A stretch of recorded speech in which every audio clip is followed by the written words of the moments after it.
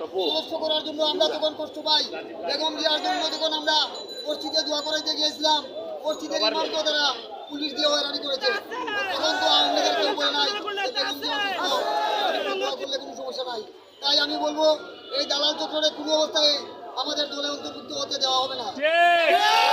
আমরা আগামী দিনে আমাদের দলের যত ত্যাগী নেতাকর্মী আছে তাদেরকে কমিটিতে অন্তর্ভুক্ত করে আমরা এই দলকে সুসংগঠিত করে আগামী দিনে ভোটকে একটি শক্তিশালী ভোটে রূপান্তরিত করব এবং আগামী দিনে আমরা এদেশের আপামর জনগণের ভোটের মাধ্যমে আমরা বাংলাদেশ জাতীয় দল বিএনপির দানি শীষের কান্ডারি আমাদের শ্রীমঙ্গলের কমলগঞ্জের মাটি মানুষের নেতা আল্লাহ মুজিবুর রহমান আজি মুজিব ভাইকে ভোটের মাধ্যমে একজন আগে পাশ করে এমপি বানাবো।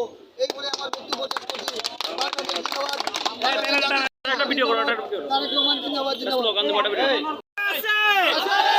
শ্রীমঙ্গল মাটিও মানুষের কোনো নেতা আছে, শ্রীমঙ্গল যুব দলের